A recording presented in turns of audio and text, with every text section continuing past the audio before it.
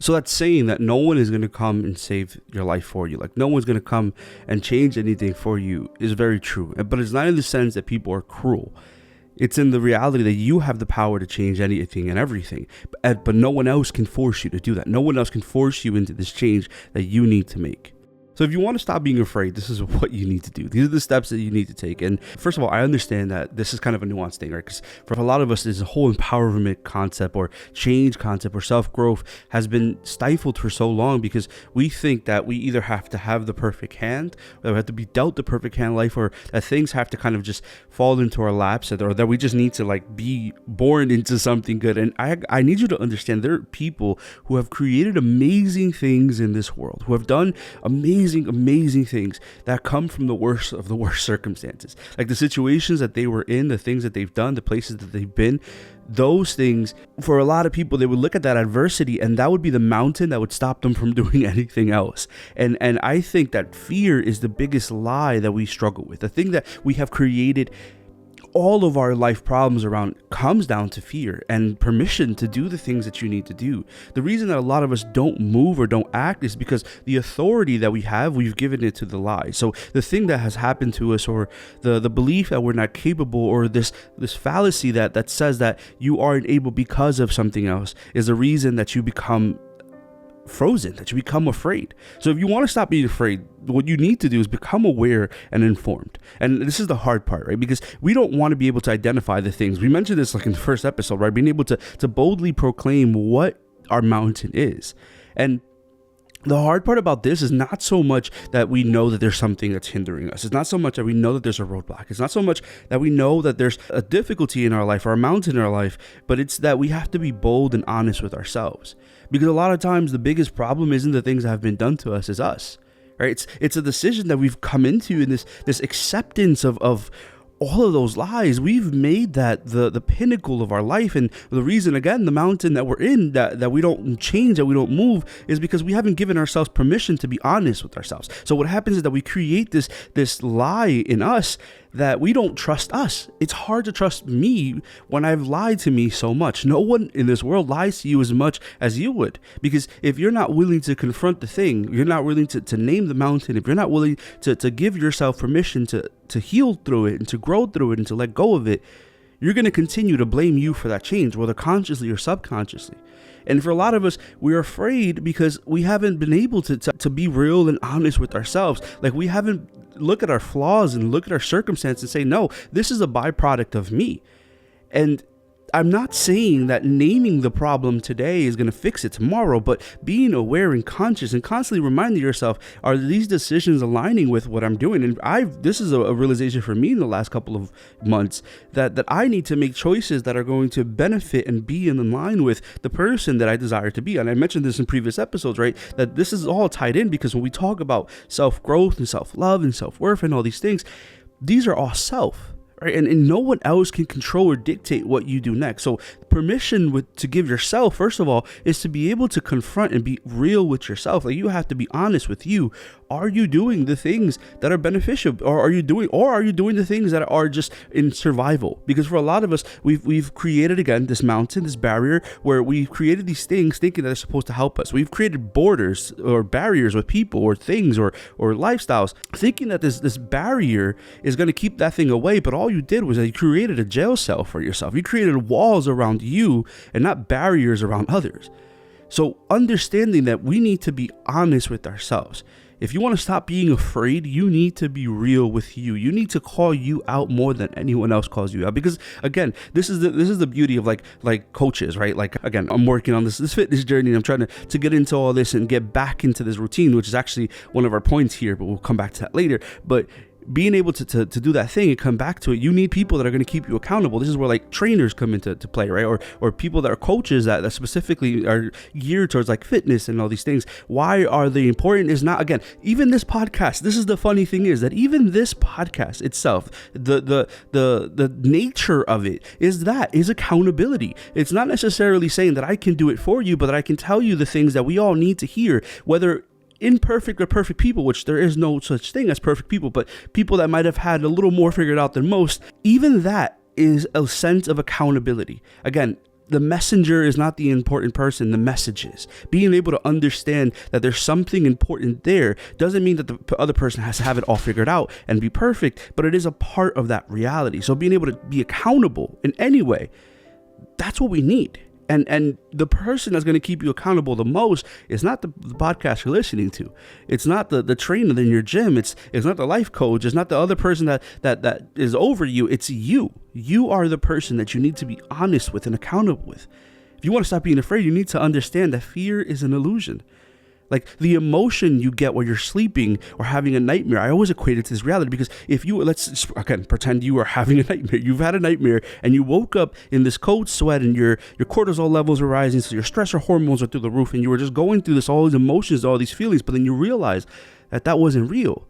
It was an emotional response to something that was happening in my brain. So what if fear doesn't exist? What if the illusion of fear is that we've created something that's an emotional response to a thought or a theory or a possibility, but not an action, but not something that's tangible? We've created this fear response, and we now make this illusion bigger than what it is. I need you to understand that, yes, things are bad and situations happen, but your response to them should be from a place of stability and not a place of fear. Because when we respond in fear, we cause more problems than anything else. If you want to stop being afraid, you need to understand that a lot of times the things that we are afraid of are illusions. There are things, they're figments of our imagination. There are things that we have given too much rope and it ran with. Being able to challenging that mountain and challenging those limiting beliefs and are the realistic first steps of all this, right? It's not just what you're doing or in it or how you got in it, but what can you do next? And challenging that mountain of giving yourself permission is first understanding that fear is a part of it, but it shouldn't be what drives you. It shouldn't be the thing that is the driver's seat in this car. Is the head of the table. The hardest thing isn't starting. It's starting and stopping and starting and stopping again. And I mentioned early on, right, that this is something I equate with like the gym.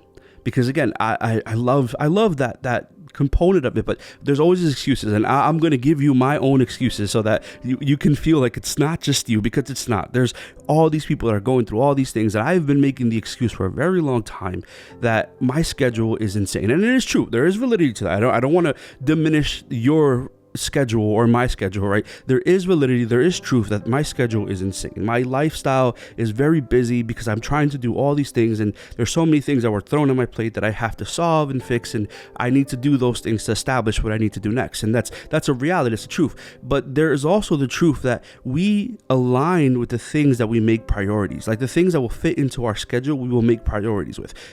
I can sit here and watch a basketball game for 2 hours, but did I make that a priority to go to the gym? To start the thing that I need to do well? Did I make that a priority? And if we don't make things a priority, we can't complain when they're not actual literal things in our life. We can't sit here and say, well, why isn't this happening when I've done nothing to make it happen? So giving yourself permission is not just to go back into this routine, but to stay in it. Like give yourself permission to be the person you desire to be. And again, I use the gym because that's an easy analogy. That's something I'm working on, right? That's my current mountain. But it's something that we need to understand, that we are not doing things consistently because we're not creating a lifestyle of consistency or desire. We want the things, but we're not willing to do the things that are required to change. I need you to give yourself permission, not just to start, but to stay. And this all comes down, again, accountability. That word is a tough one, and we're going to keep replaying and keep rehearing it. But we mentioned in the very beginning, accountability is the biggest proponent of how you do the things you do and the way you do them and reason why you do them. If you're holding yourself accountable, it's not just starting whatever it is. And this is everything, right? If you wanted to start a podcast, right? Statistically speaking, most people don't go past episode 3.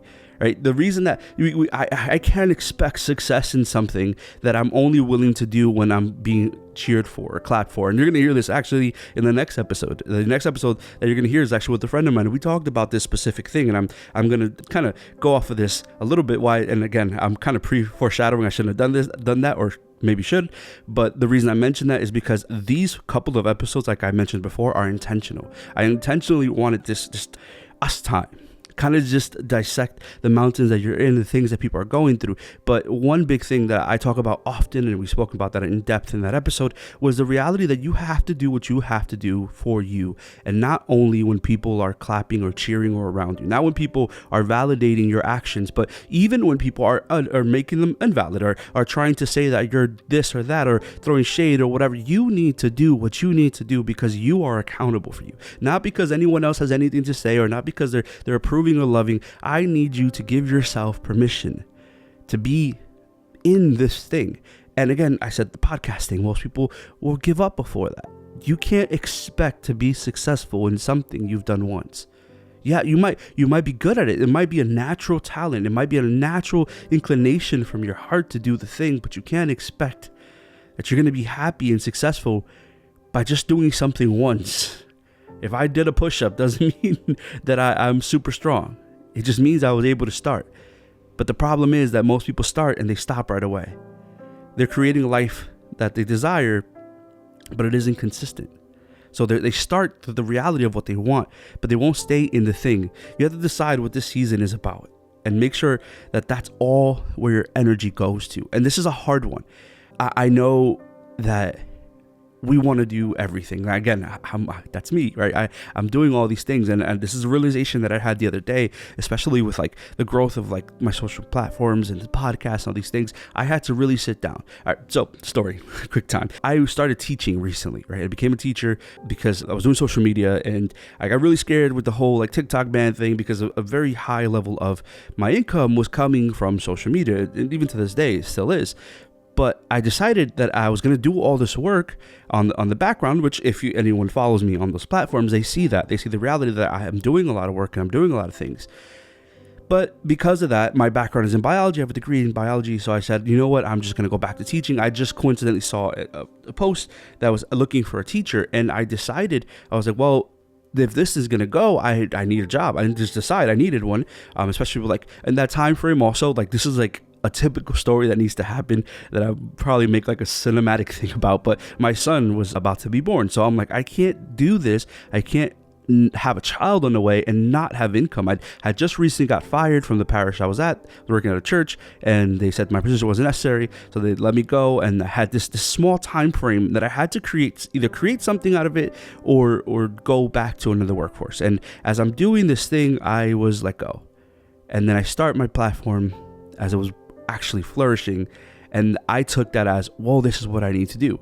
I took that as, this is the thing that I was pushed into even when I didn't want to. But then we came back to this point where social media, specifically TikTok, was getting removed, and I thought to myself, well, I need to make money. There's no other way. Yes, I'm doing okay in other platforms, and yes, I have hopes and aspirations, but I'm afraid of doing the thing. So I took a job teaching.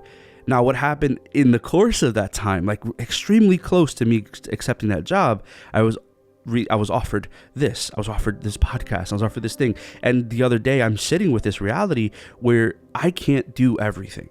Like, I can't juggle a full-time teaching schedule. I can't juggle a full-time creative, because it's not just creating. It's not just the storyline. It's also the whole production component of it. It's also I wish people understood how much work goes into this. Like, it's not just I put a camera and I set up a microphone and I talk. No, it's hours of scripting, hours of marketing, hours of sending things out. It's connecting, it's growing, it's building a base, a fan base, it's building all these things. There's so much work that goes behind it. So me thinking, well, I can do both, I was getting to the point of burnout already. So I sat down with myself, right? And again, mentioned this in another episode. If you want to go, if you haven't heard those, I strongly suggest you do. But I sat down, I said, do you really want to do this thing? And if this thing is beneficial and it's new and it's something that a lot of people want to do but don't have access to, then you need to be real with yourself.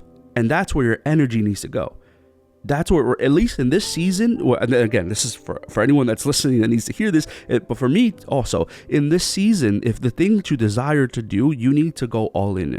And it needs to be where all of your energy goes. Yes, other things are around it, but at least 80% of it needs to be the factor. Again, this is not like saying you give up everything else you love and your family and your friends. I'm not saying that, but I am saying that you need to, in the words of our current youth, lock in.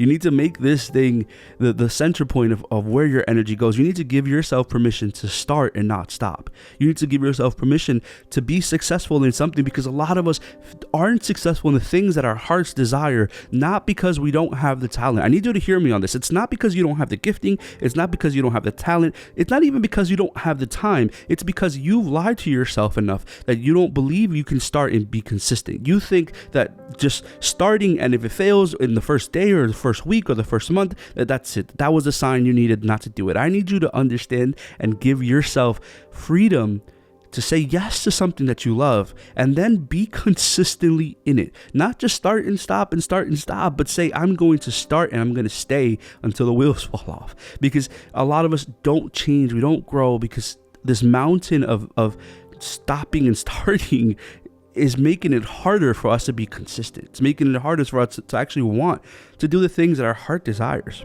We limit the permission we give ourselves because we base that freedom on our wounds. And this was going to hurt, because a lot of people will say things like this I can't because statement. Like they'll say, I can't do this because of this. They'll give authority and power to things that have been said or done to them because they think that those things still control them. They think that the wounds that they've encountered, the hurt that they've been through, it's the thing that stops them from living. I need you to understand that these things only have power depending on how much authority you give it. Like the moment you strip it of its authority, the moment that you say that I'm not going to allow this thing to continue to hold weight in my life, it loses all its power. Yes, I'm not saying that the wounds are gone. I'm not saying that the hurt wasn't real. I'm saying that the authority the hurt has over you is out. You can't say that you want to live in the current place of your life or in the future place of your life while you're staying in the past. You've been stuck in something for so long that has become a cornerstone of your life that you don't allow yourself to move. And we see this so often in like relationships, not just like romantic relationships, every kind, but a lot of the relationships that we have in the future stem from the hurt that we had in the past. So we don't allow ourselves to do things that are good, healthy, and healed because we've become contingent on what's been done to us. We hold on so much that it becomes the biggest factor of everything. You were not made to be this broken, hurt, and unhealed version of you. You were not made to live in something that is just not good for you. I need you to give yourself permission to live in what you were made for and live in what you were called for. Be this person that you can authentically be and not need to make your wound a scapegoat, not need to use that as an excuse as to why you didn't do it. I can't because that's a lie. That is one of the biggest lies that we will ever tell us. I can't because someone said. I can't because someone did. I can't because someone broke. Do you realize that the only person in this factor that matters is not them, it's you? And you choosing to do what's going to be beneficial for you. At the end of the day, our wounds are not meant to be the entire story. They're meant to be a part of it. They're not meant to be the whole thing as to why I didn't do. Our mountain of our wounds is not meant to be the only thing that I stay in. And the beauty of this is that when we're able, like our wonderful slogan, to returning pain into purpose, when we are able to identify those things, we not just strip it of its power, but we actually use it as a catalyst. It becomes now a tool in our hands because we gave ourselves permission to heal. We gave ourselves permission to move. We gave ourselves permission to understand that this thing that was said or done to me is not the thing that stops me from being who I need to be. A lot of us don't give ourselves permission because we're afraid, like, of tomorrow. We're afraid of the next move. Tomorrow won't stop coming just because you're afraid. Like, the next day won't stop being the next day because you're afraid of it. The reality is that you either have to live in regret or live in the thing you did. Like, I think one of the biggest hurts that we will ever face, one of the biggest pains that we'll ever face is the pain of what could have been. Like the hurt of knowing that this thing could have existed if I had tried, knowing that this thing could have been if you give it the minimalist effort. And I'm not saying that it makes it better, because if it doesn't work, what if you fail flat in your face? What if you fall short? Okay, but at the very least, you know that you could have. You know that you did. You know that you made the effort. And if it didn't become the thing that you thought it could have been, if you didn't actually flow out the way you wanted it to, at the very least, tomorrow, the next month, next year, you could look back and say, you know what, but I made the effort. So I know the outcome. It is terrible to live in without knowing the possibility. There's a study, or not study, a theory. It's called Schrodinger's cat, and I'm sure a lot of people have heard of it. But it's this thought where a cat is put in a box, right, and the box is filled with poison, and we can both assume that the cat is alive and the cat is dead in that box because we don't know. We haven't opened the box, so we take this assumption. That's what we're getting at here, that we don't know the possibility. It's not until we take the lid off that we know what's actually happened. Then you can't sit here in your life and regret things because you were too afraid to give yourself permission to take the next step, to take the next step, to start, to do the thing, to ask the question, to be bold, to proclaim. You can't say that you made every effort if you didn't make any. You can't say that this thing that you were changing in you is going to be beneficial because you didn't try. And I get it. It's scary. I'm not invalidating fear. Like, I understand that fear is a thing. But if we don't take the step in, we will never know what we were capable of. We will live in the shell version of what we could have been because we were too afraid to start, because we never gave ourselves permission to be bold, because we never said it's okay to us to heal, because we never allowed ourselves to take the next thing. I need you to just do it. To just be. That was one of the greatest company logos ever, or slogans ever. Just do it. That Nike brand, right? Because the reality is that you have this ability to just start, and it doesn't have to be perfect. I think the biggest lie that a lot of people have been fed is perfection. I think they've equated things that other people have done with the things that they're doing, and they think, well, I'm not at that level. But listen, they started 2-3 years ago. You can't compare your day 1 to someone's day 10 or year 10. You can't compare the things that you're doing. And this is the worst part of this, that we stop things because we're comparing, the lie of comparison. Comparison is the thief of joy. That we sit here and we look at what people are saying or doing or growing, and we think that our lives need to look like theirs. They don't. You aren't living their life, you're living yours. And if you are going to stop living because you think that it needs to look like someone else or needs to be at this level, you will never do anything. I remember a while ago when I started social media, I had friends that would tell me, or at least one that would tell me, don't post things unless they're perfect. And I absolutely did not follow that advice. I understand the premise. Like, you should want to have things that are high quality as you create, because, but the reality is that my high quality today won't be my high quality next year. Next year, me is going to look back at this audio, at these videos, at the things I created, the things I wrote, and I'm going to look back and I'm going to say, ew, like that wasn't good. Like, compared to what I am now, at the level that I'm at now, that thing it was good for that beginner, but not for me. I need you to understand that you are going to outdo you. But you can't be afraid to do the thing because you think it needs to look a certain way. You need to give yourself permission to fail, and not just fail loudly. Like, you need to give yourself permission to be so involved in what you're doing that this thing just happens and flows out, that it doesn't have to be this cookie cutter perfection that everyone else is looking for. You need to be joyful and good in you, and everything else just gravitates towards that. I need you to realize that truth, that the you who is authentically you, who is not afraid to step in, who has given themselves permission to be bold, to be loud, to fail loudly, this person is going to receive everything they need, not because they are quote unquote deserving of it, but because they are bold enough to be present to it. A lot of us don't have the things we want, don't have the things we need, because we are not accessible to them. We've put ourselves in positions where we don't allow ourselves to move forward or move on, so we don't have those things. You can't get mad that the thing that you wanted wasn't given to you when you weren't in the place to receive it. Like, you can't say the thing you were asking for was never in your hands or in your grasp if you made sure that you were so afraid, that you were too distant to it to get it. A lot of us are struggling with this, and this is a different mindset that people who are extremely successful have. They will make sure that they are present to the thing that they want because they did the thing that they had to, or they gave themselves permission to be bold, to be vulnerable, to be available, and because they were there, they got it. You need to start giving yourself enough permission to be in these things.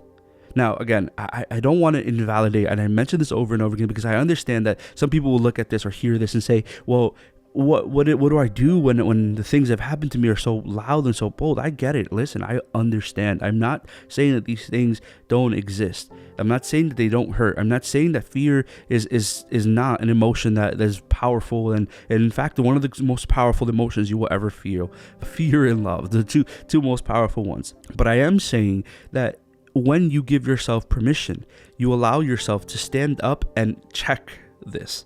Again, check the illusion of fear, check the root of it, check the thing that has been at the door knocking. You are able to sit here and say, this thing is real, but it shouldn't be powerful. It shouldn't be controlling. Identifying it and growing through it. So in this season, again, I don't know where you're listening from. I don't know what you're going through. I don't know the process or the place that you're in right now. But in this season of growth, and I really hope, and I do hope that everyone is going through seasons of growth and then seasons of change and seasons of things just being different. Because if you're not growing, you're dying. Like if there isn't something that you're looking to be better at, something you want to grow, something you want to be this best version of you in, if you're not in that, you need to work to be.